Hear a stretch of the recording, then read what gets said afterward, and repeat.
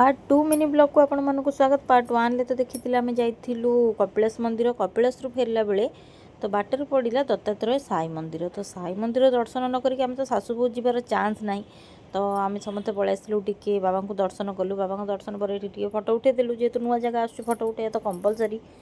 तो ये डुडू प्रथम थर पर बोधे बतक को एत पाखु देखिकी सी भावुँ आपको आम सांगे नहीं पलैया कि मामा गोटे नबा तापर तो बापा ताको जबरदस्त नहीं सेठू आसिले बाबा बढ़िया से दर्शन करी आम भी आसिक पहुँची गलु ढेंकानाल प्रसिद्ध लक्ष्मी पूजारे। तो माँ भी बढ़िया बढ़िया मूर्ति देखिकी मैंने पूरा मन खुशी होगा जेहेतु मुझे आगुरी के देखनी एगुड़ा सब मोपाई फास्ट टाइम। तो मुझे भारी खुशी खुशी दुखरे परिणत हो जाता ये जेहतु छुआ 2 जन पूरा शोई पड़ते तथापि ता बापा आडजस्ट करके धरिकी बुलाऊ था। मुझे मेला देखिबार खुशी बापा ये छुआ को धरिकी बुलवार पूरा दुख।